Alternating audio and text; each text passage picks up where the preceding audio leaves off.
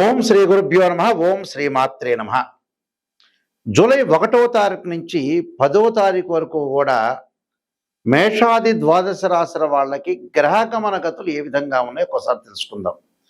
తెలుసుకునే ముందు ఈ గోచారరీత్యా చెప్పబడే ఫలితాలు అంటారు. ఇవన్నీ కూడా తెలుసుకునే ముందు ఏ గ్రహాలు ఏ రాశుల్లో సంచరిస్తున్నాయో తెలుసుకుందాం. వృషభ రాశిలో కుజుడు, రవి మిథున రాశిలో, శుక్రుడు కర్కాటక రాశిలో 4వ తారీఖు వరకు ఉంటాం. ఆ తర్వాత సింహరాశిలో సంచారం చేయటం, బుధుడు కర్కాటక రాశిలో ఉండటం, అలానే మళ్ళీ మిథున రాశిలోకి వెళ్ళిపోవటం బుధుడు. చంద్రుడు కన్యా రాశి దగ్గర నుంచి మేషరాశి వరకు సంచారం చేస్తాడు ఈ 10 రోజుల పాటు. గురువు కర్కాటక రాశిలో, శని మీనరాశిలో, రాహు కుంభరాశిలో, కేతు సింహరాశిలో. ఇది గ్రహాల యొక్క స్థితిగతులు. ఇవన్నీ కూడా గోచారరీత్యా చెప్పబడే ఫలితాలే అంటారు. బర్త్ చార్ట్ వేరు, గోచారం వేరు. ఈ గోచారరీత్యా చెప్పబడే ఫలితాలు 20% ఏ పనులు చేయాలి, వృత్తిపరంగా ఈ 10 రోజులు ఎలా అనుసరించాలి, వ్యాపార పరంగా ఎలాంటి నిర్ణయాలు తీసుకోవాలి, మ్యారేజ్ సంబంధించిన విషయాలు ఎలాంటి నిర్ణయాలు తీసుకోవాలి, ఇంటిలో కుటుంబంలో వ్యవహరించే తీరు, పిల్లల మధ్యలో సంబంధ బాంధవ్యాలు, అన్నదమ్ముల మధ్యలో సంబంధ బాంధవ్యాలు, ప్రమాదాలు, ప్రయాణాలు, ఆరోగ్యాలు, మనస్తత్వాలు, వ్యాపారము, ఉద్యోగము, ఆస్తిపాస్తులు, ఇవన్నీ కూడా ఎలాంటి నిర్ణయాలు తీసుకోవాలి, ఎలాంటి జాగ్రత్తలు తీసుకోవాలి, ఎలాంటి పరిహారాలు తీసుకోవాలి అని నిర్ణయం చేసేదే ఈ గోచారం అంటారు. ఈ గోచారం పరంగా 10 రోజుల పాటు ద్వాదశ రాశుల వాళ్ళకి ఏ విధంగా జరగబోతుందో ఒక్కసారి తెలుసుకుందాం. దాన్ని బట్టి మీ నిర్ణయాలు తీసుకునే అవకాశం ఖచ్చితంగా ఉంటుంది. మీనరాశి వారికి గ్రహగమన గతులన్నీ కూడా పరిశీలన చేసినట్లయితే గురువు చాలా బాగున్నాడు, శుక్రుడు బాగున్నాడు. అంటే శుభ కార్యక్రమం నిర్వహణ చేస్తారు, లగ్జరీ వాహనాలు కొనుగోలు చేస్తారు, లోన్లు వచ్చే అవకాశం ఉంటుంది. అలాగే బంధుమిత్రుల యొక్క కలయిక బాగుంటుంది, అన్నిట్లో విజయం సాధించడం ఒకటి. అనారోగ్య విషయంలో కొంత జాగ్రత్త ఉండాలి, మానసికంగా ఆందోళన, కుటుంబంలో కలహాలు లేకుండా చూసుకోవాలి, కొన్ని పనులకు ఆటంకాలు కలుగుతాయి, నిద్రాభంగము, మానసిక స్థితి బాగుండాలి. అలానే తండ్రి కూతుర్ల మధ్యలో కలహాలు రాకుండా చూసుకోవాలి. తండ్రి కూతుర్ల మధ్యలో అనుబంధం బాగా పెరుగుతుంది. కలహాలు వచ్చినా అనుబంధం బాగా పెరిగే అవకాశాలు, సుఖ సౌఖ్యాలు పెంచే అవకాశాలు ఎక్కువ ఉంటాయి. సుఖాన్ని, స్త్రీ సౌఖ్యాన్ని పెరిగే అవకాశాలు ఉంటే బంగారు ఆభరణాలు కొనుగోలు చేస్తారు, లోన్లు వచ్చే అవకాశాలు ఉంటాయి, ఆర్థిక పరంగా పుంజుకునే అవకాశాలు బాగా ఎక్కువ ఉంటాయి. శుభ కార్యక్రమాలు కూడా వీళ్ళు నిర్వహణ చేస్తారు. నూతన వ్యాపారాలు, పెట్టుబడులు, నూతన వ్యాపార పరంగా ముందుకు వెళ్ళొచ్చు. ఉద్యోగపరంగా ఇబ్బందులు, ఆస్తిపాస్తులు కొనుగోలు చేస్తే ఏదో స్థలాలు, ఏదో ఇళ్ళు, ఏదో రకంగా ఆస్తిపాస్తులు బాగా కొనుగోలు చేసే అవకాశాలు ఎక్కువగా ఉంటాయి. కాబట్టి మంచి ఫలితాలు రావడానికి రామరక్షా స్తోత్రాన్ని, గిరి ప్రదక్షిణాన్ని, కంచుపాత్రలు దానం చేయాలి. కంచుపాత్రలు బుధవారం రోజు దానం చేయాలి. దుర్గా గణపతుల యొక్క దుర్గాదేవిని శుక్రవారం రోజు, గణపతిని హస్తా నక్షత్రం బుధవారం రోజు కానీ, అలానే ధూమవతి చిన్నమస్తాదేవి స్తోత్రాలను పాలన చేయాలి శనివారం, ఆదివారం. అందువల్ల విదేశాలకు వెళ్ళే అవకాశాలు కూడా వీళ్ళకి జాతకంలో ఉన్నాయి. పెండింగ్ ప్రాజెక్టులన్నీ కూడా వీళ్ళు పూర్తి చేసే అవకాశాలు బాగా ఎక్కువ ఉంటాయి. కానీ నేను చెప్పిన పరిహారాలు పాటించడం మీకు మంచి జరిగే అవకాశాలు ఖచ్చితంగా ఉంటాయి.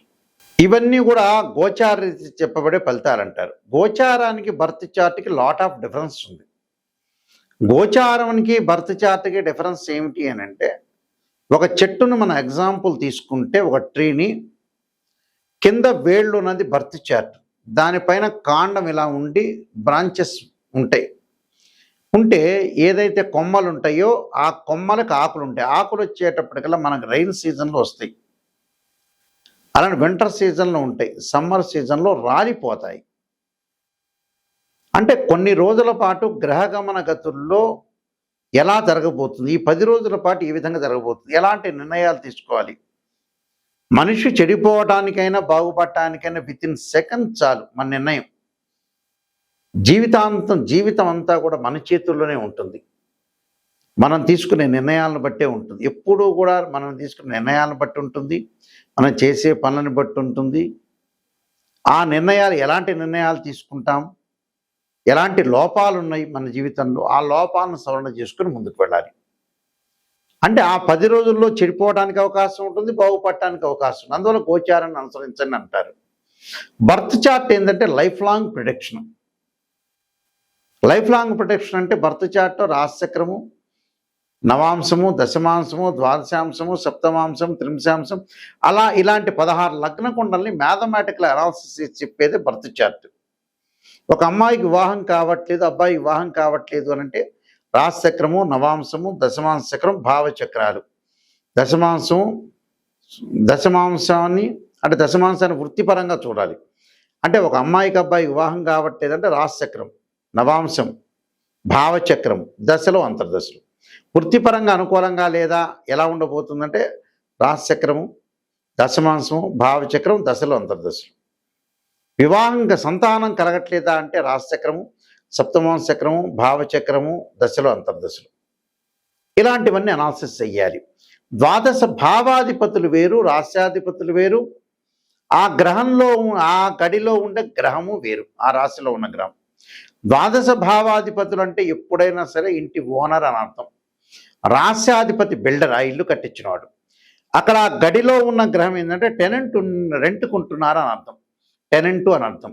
అంటే ఈ మూడింటిని కూడా అనాలిసిస్ చేయాలి. తనుభావానికి రవిధిపతి, ద్వితీయ భావానికి గురువు అధిపతి, తృతీయ భావానికి కుజుడు, చతుర్థ భావానికి చంద్రుడు బుధుడు, పంచమ భావానికి గురువు, షష్టమ భావానికి కుజుడు, సప్తమ భావానికి శుక్రుడు.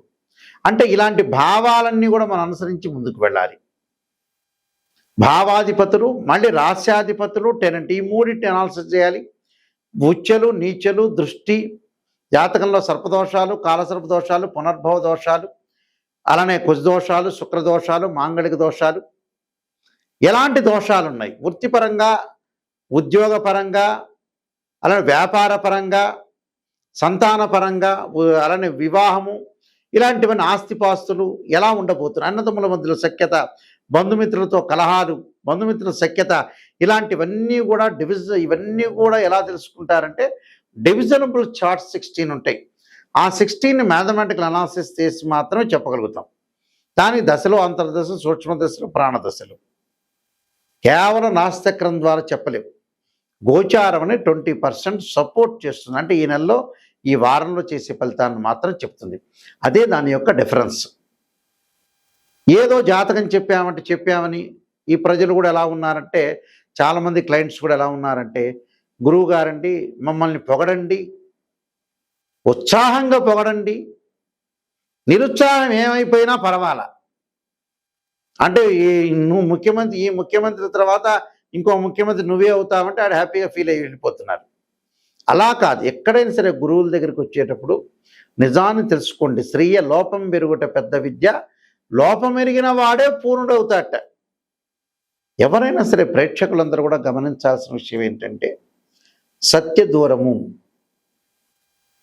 సత్యాన్ని తెలుసుకుంటేనే మనిషి బాగుపడతాడు. అసత్యంలో ఉంటే 80% మనిషి బాగుపడ్డు. సత్యాన్ని తెలుసుకున్నాం అనుకో, సవరణ చేసుకోవచ్చు. ఓ డాక్టర్ని మనం కన్సల్ట్ అవుతాం, షుగర్ ఉందని చెప్తాడు. ఇంకో డాక్టర్ దగ్గర షుగర్ ఉందని చెప్తారు. అది నిజాన్ని తెలుసుకొని ఆయన ఇచ్చిన ట్యాబ్లెట్, ఇంజెక్షన్ మనం పాటిస్తే తగ్గిపోతుంది. సింపుల్ అది. కానీ మనకి సత్యం అనేది చెవుల్లోకి ఎక్కట్ల చాలామంది కూడా. అది ఎందుకునో భగవంతుడి యొక్క సృష్టి. బాగా రీసెర్చ్ చేస్తే ఏంటంటే, ఎందుకని అంతమంది జనాలందరూ బాగుపడట్లేదని అనాలిసిస్ చేస్తే మాకు తెలిసింది ఏంటంటే, భగవంతుడు ఆ జ్ఞానాన్ని అందించట్ల. ఐఐటీలో ఎంటెక్ అందిస్తాడు, ఎంఎస్ అందిస్తాడు, ఎంబీబీఎస్ చేస్తాడు, ఎంసెట్లో ర్యాంక్ కొడతారు, ఐఐటీలో ర్యాంక్ వస్తుంది, ఆస్తిపాస్తులు అన్నీ సంపాదిస్తారు. ప్రాపంచిక జ్ఞానంలో మనిషి టోటల్గా అట్టర్ ఫెయిల్ అయ్యాడు. అదే నిగూఢ రహస్యం. ఇది రామాయణంలో కానీ, భారతంలో కానీ, పంచకావ్యాల్లో కానీ, భగవద్గీతలో కానీ ఎక్కడా లేదు.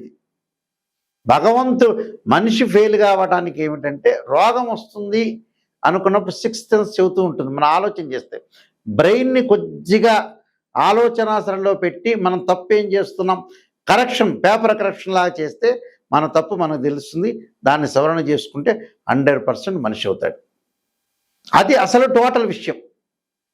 బ్రహ్మాండంగా మేము తిరుపతి వెళ్ళామండి, శ్రీశైలం వెళ్ళామండి, నేను ఐఐటీలో ఎంటెక్ ర్యాంక్ వచ్చినా కూడా భగవంతుని కొలవటం తప్పు లేదు, చదువుకోవటం తప్పు లేదు. కానీ ప్రాపంచ జ్ఞానం కూడా నెససరీనే.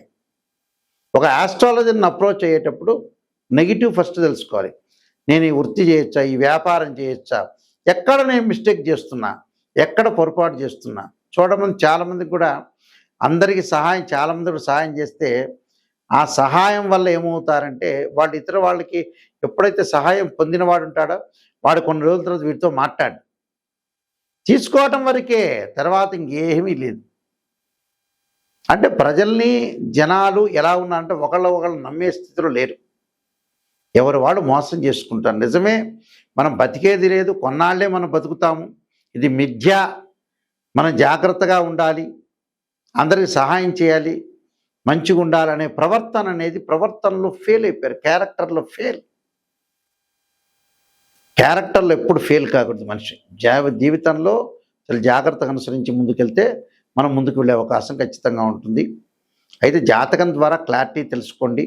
నేను కాలసర్పయోగము, కాలసర్పయోగ చంద్రిక, రాహుకేతులు, ఛాయాగ్రహాలు, పుత్రగణపతి వ్రతము, స్వప్నశాస్త్రము, సర్వదేవతా గోత్రపరులు పార్ట్ 1, పార్ట్ 2, జాతక చంద్రిక, వివాహ మార్తాండము, నవగ్రహ దోషాలన్నీ కూడా తొలగిపోవటానికి 12 మహావిద్యల యొక్క స్తోత్ర పారణాలు, బృహత్ పరిహార Sindhu, production of astrology, transit results, ఇలాంటి నెంబర్ ఆఫ్ బుక్స్ రాశాను. ఈ పుస్తకాలన్నీ కూడా రాజమండ్రి మోహన్ పబ్లికేషన్ వారి దగ్గర, కోటకుమ్మం వారి దగ్గర దొరుకుతాయి. మా దగ్గర కూడా ఈ పుస్తకాలన్నీ లభిస్తాయి. నిజాన్ని తెలుసుకోండి. నిజాన్ని తెలుసుకుంటే ఖచ్చితంగా మీరు బాగుపడినట్టే. మా వెబ్సైట్ చూడండి, www.nayakanti.com.in అనే వెబ్సైట్ చూడండి. స్క్రీన్ మీద స్క్రోలింగ్ అవుతున్న నెంబర్ ఉంటుంది, ఆ నెంబర్కి నాకు ఫోన్ చేయండి.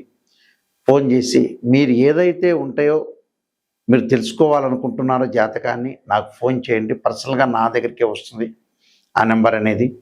నిజాన్ని తెలుసుకొని మీరు ముందుకు వెళితే మంచి జరిగే అవకాశాలు ఖచ్చితంగా ఉంటాయి. నిజం అనేది చాలా ఇంపార్టెంట్. ఇందులో భగవంతుడి కంటే ఇంపార్టెంట్ ఏంటంటే నిజం, సత్యం తెలుసుకున్నవాడు, వాడి యొక్క లోపాలను సవరణ చేసుకునేవాడు 100% అతను బాగుపడినట్టే. అందువల్ల ఇలాంటి విషయాలు గమనించండి. అవన్నీ కూడా జాతకం ద్వారా తెలుస్తాయి.